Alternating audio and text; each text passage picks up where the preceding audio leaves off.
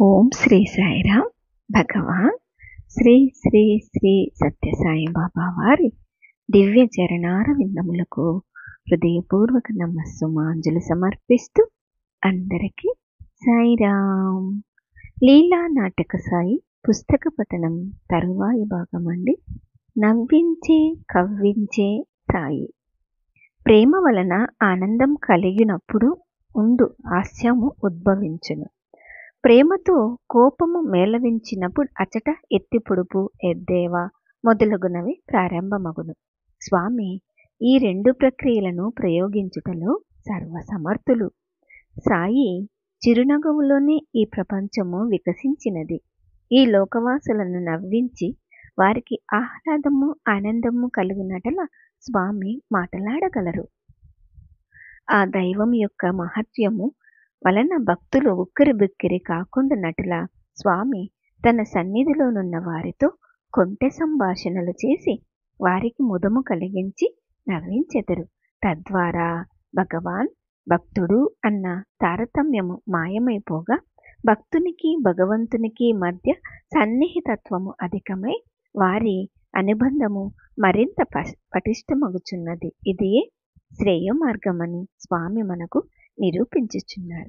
ఒక వ్యక్తి స్వామికి నమస్కారం చేయబోచుండగా స్వామి ఆయనతో కొంటగా, ఇప్పుడు సాష్టాంగ నమస్కారము అది ఇది అని చేయబోకు అని వారించగా చుట్టూ ఉన్న ఇతర భక్తులకు ఈ సన్నివేశంలోని అంతరార్థము అర్థం కాలేదు.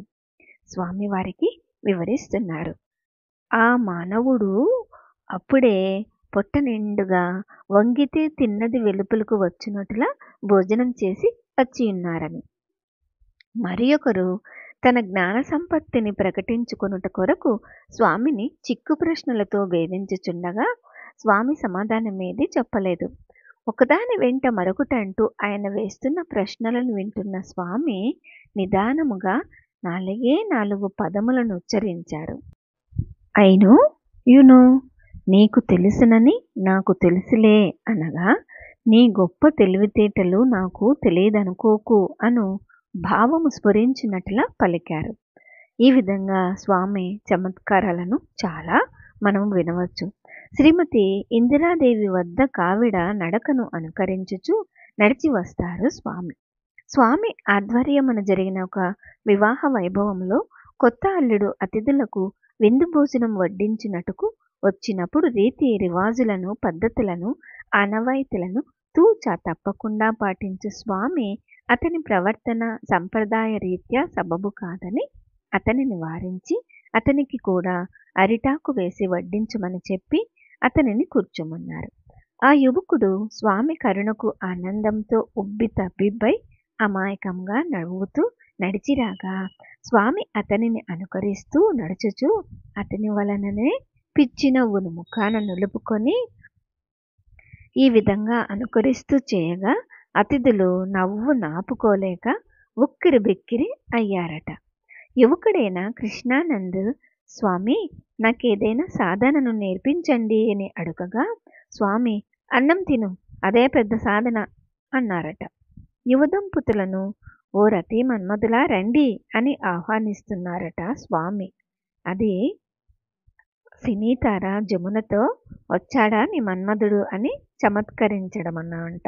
మరోమారు ఆ దంపతులతో భార్య తన తల్లిదండ్రులతో స్వామి వద్దకు రాగా స్వామి ఎలా ఉన్నాడు దుర్వాసుడని అడిగాడట. శాంతస్వరూపి ప్రేమమూర్తి అయిన ఆవిడ భర్తను కోపిష్టిగా మార్చివేశారు. వాసన్ ఎవరితోనూ వేడిగా వాడిగా పలికినప్పుడు ఏమంటున్నాడు దుర్వాసుడని అడిగినారు స్వామి నవ్వుతూ.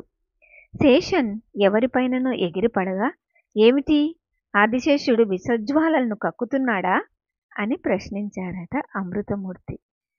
మరొక వ్యక్తి ఆయనను ప్రభు అని పిలుస్తున్నారట.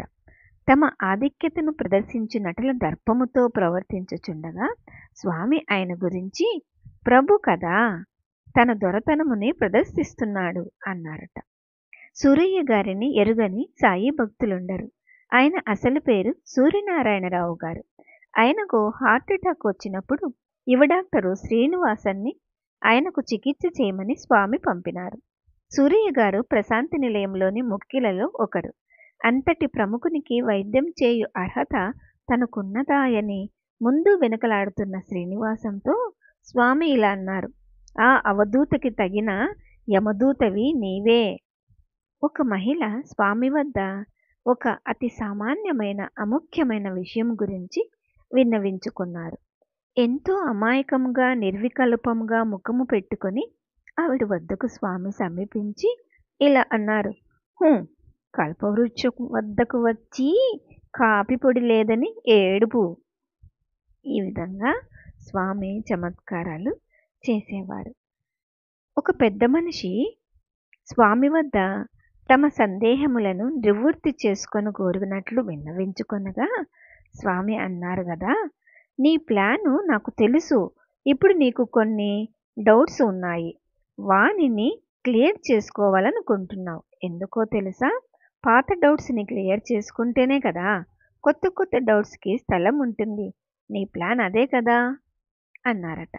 ఒక భక్తుడెంతో మధురంగా భజన పాడుతారు. కానీ ఇతరులతో వ్యవహరించినప్పుడు ఆయన ఎంతో కటువుగా మొరటుగా వ్యవహరిస్తూ ఉంటారు.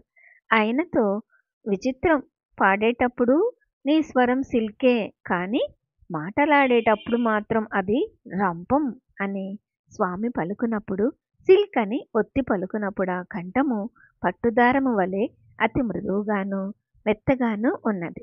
రంపం అని పలుకునప్పుడే అది స్వరము మొరటుగా కరకుగా వాడిగా ఉండినది. మరొక భక్తుని గురించి స్వామి, అతడు ఎందులోనూ స్టడీగా ఉండడు. స్టడీగా ఉండకుండా ఉండడంలో మాత్రమే అతను స్టడీ. మనసులోని మర్మమునడిగిన సాయి దాచుకున్న గుట్టును 10 మంది మధ్య కుండ బ్రద్దలు కొట్టినట్లు బట్టబయలు చేసి ధర్మ సంకటమును కలిగించిన సందర్భములు ఉన్నాయి. ఇట్టి అవకాశములను ఉపయోగించుకొని స్వామి భక్తులలో పరివర్తనను కూడా సాధించి ఉన్నారు. ఒక పెద్ద మనిషికి స్వామి విభూతి ప్రసాదమును అనుగ్రహించచ్చు దీనిని ఫ్యామిలీకి కూడా ఇవ్వమని సెలవిచ్చారు. అప్పుడు ఆయన యువ ఫ్యామిలీ ఊరిలో లేరు స్వామి అనగా స్వామి కొంటగా కన్ను గీటుతూ, అవునవును, ఊరిలో ఉన్న ఫ్యామిలీకి ప్రసాదం ఇవ్వడం యుక్తం కాదు కదా అని చమత్కరించారు. ఆ పెద్ద మనిషి రహస్యముగా పెట్టుకున్న అక్రమ సంబంధం గురించి స్వామి ఈ విధముగా చమత్కరించినందువలన స్వామికి తన రహస్యం తెలిసిపోయినదని ఆయన గుమ్మడికాయల దొంగ వలె భుజాలు తడుముకొని క్రమేణా తమ దుష్ప్రవర్తనను సరిదిద్దుకున్నారు.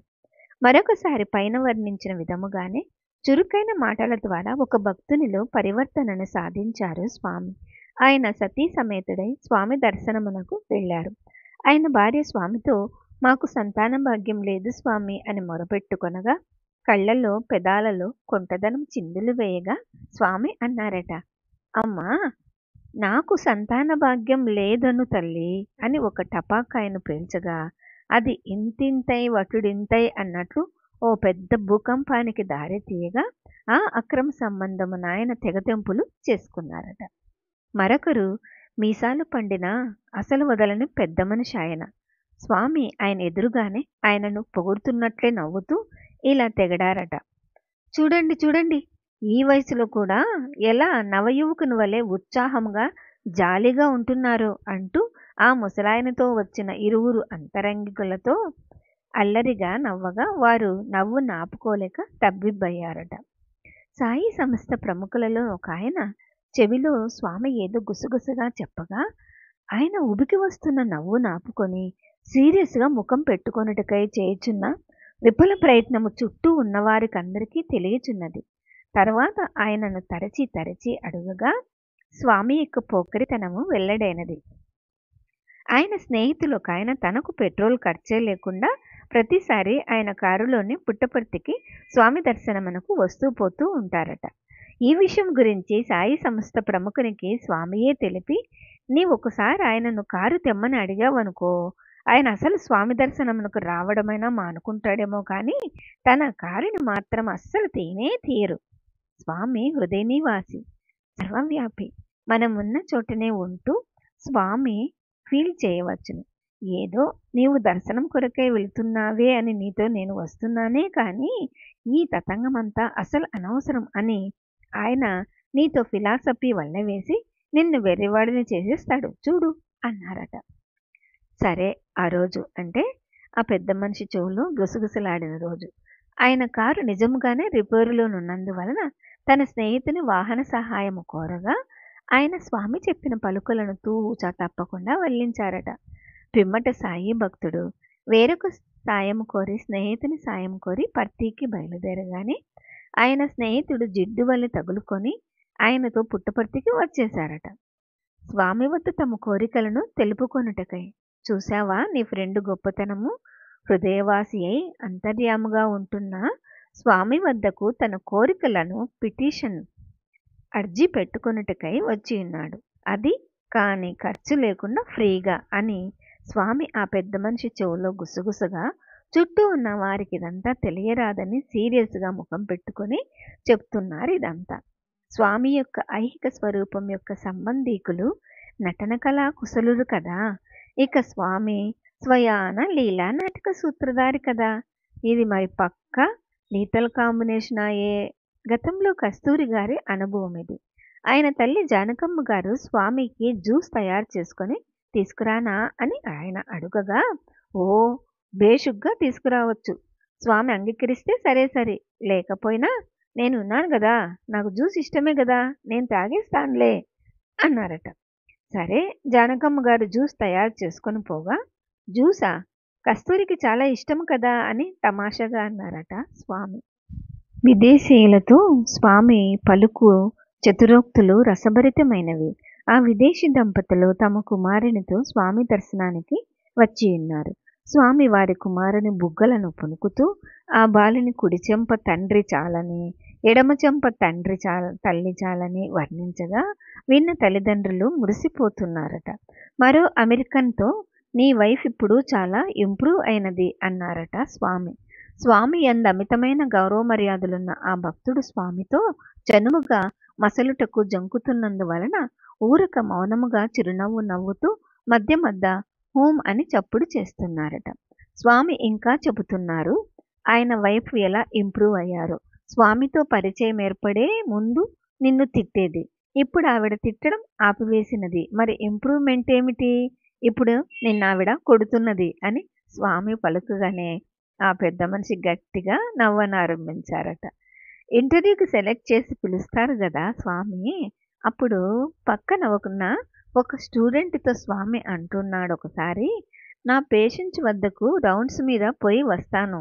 మరోసారి భగవాన్ విసిరిన చెనుకు కామన్ సెన్స్ చాలా అన్కామన్. స్వామి సభలలో దివ్య సందేశం అనుగ్రహించినప్పుడు ఎన్నో హాస్యవీచికలు కొన్ని ఉండేవి. పూర్వకాలమున తెల్లవారుజామున లేవగానే ఇంటిలో అభిషేకములు, పూజములు అంటూ దైవికమైన కార్యక్రమాలలో పాలు పంచుకునేవారు పూజలు చేస్తూ. లేదా దేవాలయమునకు పోయి దేవుని విగ్రహమును కొలిచేవారు. ఇప్పుడో హోటలే దేవాలయం. ఇడ్లీ లింగానికి, సాంబారు అభిషేకం. సాంబార్ అనగానే ఉల్లిపాయ గుర్తుకు వస్తుంది. ఉల్లిపాయను తినుట మానసిక ఆరోగ్యమునకు హానికరమా అని ఒక భక్తుడు స్వామిని అడిగారు. ఉల్లిపాయను తినడమా? అది త్రిమూర్తులకు సంబంధించినది కదా అంటూ స్వామి ఓ కథను చెప్పారు. కూరగాయలన్నీ తమలో ఎవరు గొప్ప అని వాదులాడుకున్నావట. వాని సమస్యను పరిష్కరించి తీర్పు నొసగుటకు బ్రహ్మ, విష్ణు, మహేశ్వరులే దిగి వచ్చారట. వారు బాగా ఆలోచించి విచారించి ఎన్ని రోజులైనా వాడిపోని చెడిపోని ఉల్లిపాయే శ్రేష్టమైనదని తీర్పునిచ్చారట. బ్రహ్మ తన గడ్డమును దానికి అనుగ్రహించాడట. ఉల్లిపాయకు కింది భాగమున గడ్డము వలె సన్నటి పోగులుండుటను మీరు చూసే ఉంటారు కదా. మహావిష్ణువు ఉల్లిపాయను అడ్డముగా కోసి తన సుదర్శన చక్రమునందులో అదిమెనట. దానిని నిలువుగా కోసి తన శంఖమునందులో పెట్టి వత్తెనట. అందువలననే ఉల్లిపాయను అడ్డముగా కోస్తే శ్రీచక్రం వలెను, నిలువుగా కోస్తే శంఖాకారంలోనూ ఉంటుంది. రుద్రుడు ఉల్లిపాయకొక వరం ఇచ్చినట. రుద్రుడను పదమునకు ఏడిపించువాడు అనియూ ఒక విశేషార్థమున్నది. నా మాదిరిగానే నీవు కూడా నిన్ను కోసేవారి కనుల నుండి కన్నీటి దారలు ప్రవహించినట్లు చేయమో అని రుద్రుడు దానికి వరమిచ్చినట. ఈ విధముగా త్రిమూర్తులతో సన్నిహిత సంబంధం గల ఉల్లిపాయను తినుట అపచారం కదా అన్నారట ప్రభువు. త్రిమూర్తుల గురించి మరోమారు స్వామి ఈ విధంగా చమత్కరించారట. ఒక విదేశీయుడు స్వామితో రక్షించు దైవమైన శ్రీ మహావిష్ణువు యొక్క అవతారము తాము తమను సంహార క్రియయే ప్రధాన కార్యక్రమంగా కల శివునిగా భావించుట కష్టముగానున్నది స్వామి అని విన్నవించుకొనగా స్వామి వెంటనే ప్రక్కనున్న ఒక చెట్టును చూపించి ఇట్లు వివరించారట. ఇందులో కష్టమేమీ లేదు. స్వామి మాత్రమే కాదు, నీవు కూడా ఒక చెట్టును పెంచినప్పుడు బ్రహ్మ విష్ణు మహేశ్వరుల వలె వ్యవహరించుచున్నావు. విత్తనము నాటినప్పుడు నీవు బ్రహ్మ, నీరు పోయినప్పుడు నీవు విష్ణువు, దాని చుట్టూ ఉన్న కలుపు మొక్కలను పెరికివేయినప్పుడు నీవు రుద్రుడవు. త్రిమూర్తుల గురించి స్వామి విసిరిన మరో చినుకు ప్రశాంతి నిలయ మందిరంలో వెళ్ళవేయుచున్నారు. పక్కనే కారు షెడ్డు నిర్మాణం జరుగుచున్నది.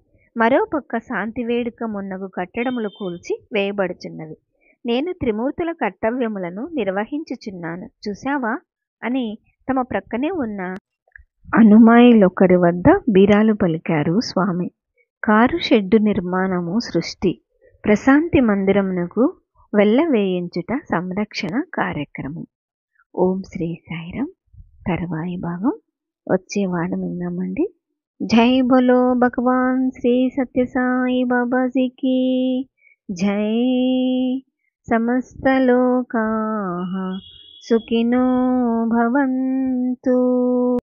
ఓం శాంతి శాంతి శాంతి. అందరికీ సాయిరాం.